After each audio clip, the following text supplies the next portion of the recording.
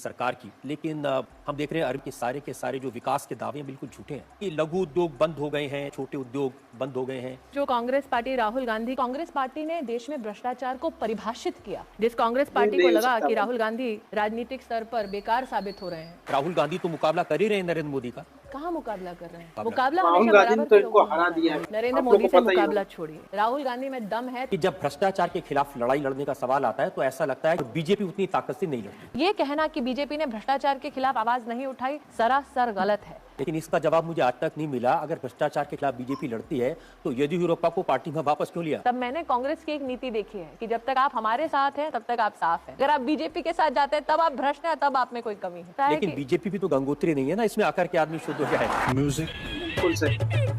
BJP ऐसी party है भाई जिसमें जो नेता जाता है वो वॉशिंग मशीन से धुल के आ जाता है। बार बार नरेंद्र मोदी पर यह आरोप लगाया जाता है। नरेंद्र केजरीवाल ने कहा कि वो अपने विरोधियों को या तो चुप करा देते हैं या उनको मरवा देते हैं। आपने कांग्रेस के नेता को दानव कह दिया। नमस्कार दोस्तों, आप सबका फिर से एक नए वीडियो पे स्वागत है। दोस्तों फिर से आ गया हूँ एक नया डिबेट वीडियो लेकर स्मृति ईरानी के ऊपर।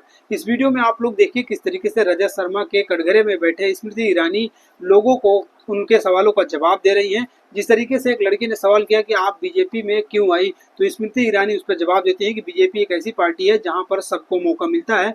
मैंने कांग्रेस पार्टी इसलिए नहीं ज्वाइन किया कि वहां पर राहुल गांधी और सोनिया गांधी के सिफारिश से सरकार चलती है, इसकी वजह से मैंने बीजेपी पार्टी ज्वाइन किया। और स्मृति ईरानी किस तरीके से कहते हैं कि कांग्रेस की सरकार जो है वो सबसे भ्रष्ट सरकार है, उन्होंने हिंदू मुस्लिम करके अपने देश को एकदम भ्रष्ट कर दिया, ऐसा स्मृति ईरानी कहती हैं। और स्मृति ईरानी कहती हैं कि राहुल गांधी मोदी जी से कभी भी टक्कर नहीं ले सकते हैं, क्योंकि टक्कर हमेशा बराबर के लोगों को लिया जाता है। राहुल गांधी तो उनके बराबर का भी नहीं है। आइए इस वीडियो में आज आप लोग को दिखाने वाला हूं रजत शर्मा से इंटरव्यू में क्या क्या कहती है स्मृति ईरानी। स्मृति ईरानी अपने जीवन के बारे में बताती हैं, किस तरीके से उन्होंने संघर्ष करके आज ये मुकाम हासिल किया। इस वीडियो में वो सब कुछ बताती हैं। चलिए इस डिबेट वीडियो को देखते हैं। तो आप लोग लास्ट तक बने रहिएगा। चैनल पे अगर नए हो तो चैनल को जरूर सब्सक्राइब कर लेना। इस वीडियो का लिंक आप लोग को डिस्क्रिप्शन में मिल जाएगा। तो चलिए वीडियो को शुरू करते हैं। की सरकार की। लेकिन हम देख रहे हैं अरब के सारे जो विकास के दावे हैं बिल्कुल झूठे हैं कि लघु उद्योग बंद हो गए हैं, छोटे उद्योग बंद हो गए हैं। जो कांग्रेस पार्टी राहुल गांधी, कांग्रेस पार्टी ने देश में भ्रष्टाचार को परिभाषित किया। जिस कांग्रेस पार्टी को लगा कि राहुल गांधी राजनीतिक स्तर पर बेकार साबित हो रहे हैं। राहुल गांधी तो मुकाबला कर ही रहे हैं नरेंद्र मोदी का। कहाँ मुकाबला कर रहे हैं? मुकाबला हमेशा बराबर के राहुल गांधी ने तो इनको नरेंद्र मोदी से मुकाबला छोड़िए, राहुल गांधी में दम है। कि जब भ्रष्टाचार के खिलाफ लड़ाई लड़ने का सवाल आता है तो ऐसा लगता है कि बीजेपी उतनी ताकत से नहीं लड़ती। ये कहना कि बीजेपी ने भ्रष्टाचार के खिलाफ आवाज नहीं उठाई सरासर गलत है। लेकिन इसका जवाब मुझे आज तक नहीं मिला। अगर भ्रष्टाचार के खिलाफ बीजेपी लड़ती है तो येदियुरप्पा को पार्टी में वापस क्यों लिया? तब मैंने कांग्रेस की एक नीति देखी है कि जब तक आप हमारे साथ हैं तब तक आप साफ हैं। अगर आप बीजेपी के साथ जाते हैं तब आप भ्रष्ट हैं, तब आप में कोई कमी है। लेकिन बीजेपी भी तो गंगोत्री नहीं है ना, इसमें आकर के आदमी शुद्ध हो जाए। म्यूजिक बिल्कुल सही। बीजेपी ऐसी पार्टी है भाई जिसमें जो नेता जाता है वो वॉशिंग मशीन में से धुल के आ जाता है। नरेंद्र मोदी पर यह आरोप लगाया जाता है। नरेंद्र केजरीवाल ने कहा कि वो अपने विरोधियों को या तो चुप करा देते हैं या उनको मरवा देते हैं। आपने कांग्रेस के नेता 56,000 छोटे उद्योग बंद हो गए हैं, बड़ी लंबी फहरिस्त है।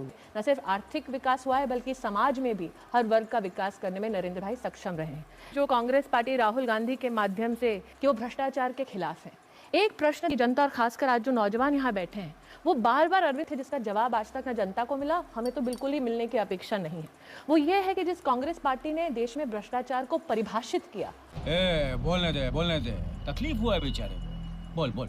उस कांग्रेस पार्टी का समर्थन इतनी आसानी से लेकर सर ये नहीं बोलते कि मात्र गांधी परिवार की जो सी है वहां पर 10 साल में 855 फैक्ट्रियां बंद हो गई हैं। आज तक उनके खिलाफ तो हमने उनका कोई धरना नहीं देखा। इसका मतलब यह है कि जो कांग्रेस पार्टी राहुल गांधी के माध्यम से एक अच्छा कैंपेन नरेंद्र मोदी के खिलाफ माउंट नहीं कर पाई, जिस कांग्रेस पार्टी को लगा कि राहुल गांधी राजनीतिक स्तर पर बेकार साबित हो रहे हैं, वही कांग्रेस पार्टी अब इन्हीं प्रश्नों के माध्यम से सहारा ले रही है। तो राहुल गांधी जो बार बार, एक तो बेचारे ऑलमोस्ट बोल पाते हैं और जब बोलते हैं तो भी सही नहीं। कौन कितना बोल लेता है वो तो आजकल तो काफी बोलते हैं, कभी कुलियों से मिलते हैं, मजदूरों से मिलते हैं। अगर इतना बोलते हैं और उनकी अगर बोलने में इतनी क्षमता थी, इतनी शक्ति थी रजत जी, तो मेरा यह मानना है कि अगर उनमें हुनर होता तो कांग्रेस पार्टी उन्हें प्रधानमंत्री के उम्मीदवार के रूप में देश के सामने प्रस्तुत करती। चड्ढा समझाओ, इसे समझाओ। ऐसे खिलौने बाजार में बहुत बिकते हैं, मगर इसे खेलने के लिए जो जिगर चाहिए ना, वो दुनिया के किसी बाजार में नहीं बिकता। लेकिन राहुल गांधी तो मुकाबला कर ही रहे हैं नरेंद्र मोदी का। कहाँ मुकाबला कर रहे हैं? पूरे देश में मुकाबला मुकाबला हमेशा बराबर के लोगों में होता है। पहली बात, चलिए आज मैं आपकी अदालत के माध्यम से कांग्रेस पार्टी के द्वार पर एक चुनौती रखती हूँ। जी ठीक है। नरेंद्र मोदी से मुकाबला छोड़िए, राहुल गांधी में दम है तो आपकी अदालत में आए, रजत शर्मा का मुकाबला करे, जनता के सवालों का। ऐसी जगह आए जहां पर ना इंटरव्यू फिक्स होगा ना इंटरव्यू का परिणाम फिक्स होगा। आएंगे? मैंने उनको इनविटेशन तो भेजा है, अभी तक जवाब नहीं मिला।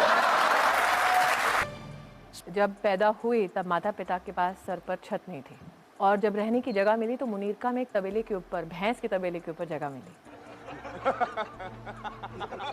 मेरा एकमात्र सपना था वो ये कि मैं जीवन में एक ऐसी फील्ड में जाऊं जहां पर सिफारिश से मुझे कभी नौकरी ना मिले। बहुत सारे लोगों को देखा था जो कहते थे पता है मेरा बाप कौन है। मुझे वो कल्चर बिल्कुल पसंद नहीं था। 16 साल की उम्र में पर दिन में 200 रुपये की पगार में सड़क पर खड़े होकर सामान बेचने के काम से शुरुआत की थी। अरे भाई एक रुमाल देना मनीष। देखो मैं रो नहीं रहा हूँ, मैं खुशी में मेरे आंसू निकल रहे हैं ना। मुझे बहुत गर्व है। मैंने आज तक किसी के सहारे अपने लिए जगह नहीं बनाई, किसी के सहारे के माध्यम से जगह नहीं बनाई, अपनी मेहनत के दम पर बनाई। किसी के सामने आज तक हाथ नहीं, मैंने पढ़ा रिसर्च करते हुए किसी के सामने हाथ नहीं फैलाया।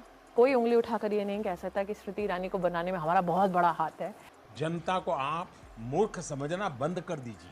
तो अगर किसी को श्रेय जाएगा तो एकता कपूर को जाएगा, क्योंकि उसने मुझे रोना सिखाया टीवी पे। इसमें आपने झाड़ू पोंछा लगाने का भी काम किया जिंदगी में? जी, नौकरी नहीं थी मेरे पास, अंत के 200 रुपए बचे थे। मेरी बहन ने कहा तो तुम्हें नौकरी नहीं मिलती यार, तुम क्या करके गड़बड़ आती हो। तो मैंने अखबार में 2 इंटरव्यूज देखे थे। गई जब मैं वहाँ ऑफिस में तो उन लोगों ने कहा शक्ल देखी है आपकी ना शक्ल ठीक है ना आपकी पर्सनालिटी मैच होती है, आपको हम नौकरी नहीं दे सकते। मैंने कहा देखिए मैं पढ़ी लिखी हूँ। तो उन्होंने कहा मैडम ये सारी नौकरियाँ चली गई हैं, एक बची है वो आपके लायक नहीं है। मैंने कहा क्या नौकरी है? तो उन्होंने कहा वो जो वेल हैं, जो ट्रेड होते हैं, मॉप करते हैं, वो नौकरी बची है। अब मेरे पास उस वक्त पैसा था नहीं, तो मैंने कहा जो भी नौकरी दे दीजिए, क्योंकि मैं पूरा विश्वास रखती हूँ कि एक दिन ट्रेड होते धोते मैं आपकी मैनेजर ज़रूर बन जाऊँगी। इसलिए मुझे लगता है रजत जी कि जब कांग्रेस के नेता कहते हैं ना चाय वाला, तो एक चाय वाला प्रधानमंत्री है। बीजेपी को ही क्यों चुना आपने? मुझ जैसी महिला जो नहीं चाहती कि सिफारिश की ज़िंदगी जी जाए, वो कभी भी कांग्रेस जैसी पार्टी में नहीं हो सकती थी जहाँ पर राजनीति भी राहुल गांधी और सोनिया गांधी की सिफारिश से चलती हो। इस प्रकार की बचकाना बातें किसी के गले नहीं उतरती, लोग मजाक उड़ाते हैं। कि जब भ्रष्टाचार के खिलाफ लड़ाई लड़ने का सवाल आता है तो ऐसा लगता है कि बीजेपी उतनी ताकत से नहीं लड़ती। मुझे लगता है ये सबसे बड़ा भ्रम है कि भ्रष्टाचार के खिलाफ बीजेपी नहीं लड़ रही है, क्योंकि चाहे वो 2G का घोटाला हो, चाहे वो कॉमनवेल्थ गेम का घोटाला हो, चाहे वो कोयला का घोटाला हो, इन हर मुद्दों पर, इन हर विषयों पर आपने संसद में और सड़क पर भी बीजेपी को आवाज़ उठाते देखा है। हर रात जब आप मुझे किसी टीवी चैनल पर डिबेट करते देखते हैं तो किसी न किसी स्कैम के संदर्भ में ही देखते हैं।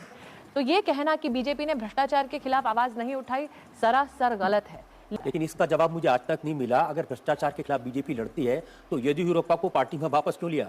इस सज्जन को क्या तकलीफ है भाई, क्या तकलीफ है इनको? येदियुरप्पा जी के खिलाफ येदियुरप्पा जी कोर्ट में जाकर अपने ऊपर जितने इल्ज़ाम लगे हैं उनसे बरी होते हैं। तो आप मुझसे ये कहना चाहते हैं कि जो केजरीवाल आरोप प्रत्यारोप की राजनीति करते हैं, जो कांग्रेस के भ्रष्ट नेता आरोप प्रत्यारोप की राजनीति करते हैं, वो एक ऐसे व्यक्ति या संगठन पर अंकुश लगाएंगे और उंगली उठाएंगे जिन्हें कोर्ट प्रमाणित करता है कि वो निर्दोष हैं। अगर पार्टी में वो लोग भी शामिल होते हैं जो कांग्रेस से तंग हो चुके हैं, तब मैंने कांग्रेस की एक नीति देखी है कि जब तक आप हमारे साथ हैं तब तक आप सेक्युलर हैं, तब तक आप साफ हैं। अगर आप बीजेपी के साथ जाते हैं तब आप भ्रष्ट हैं, तब आप में कोई कमी है। तो इसका जवाब तो रजत जी मुझे लगता है लेकिन कि बीजेपी भी तो गंगोत्री नहीं है ना, इसमें आकर के आदमी शुद्ध हो जाए। म्यूजिक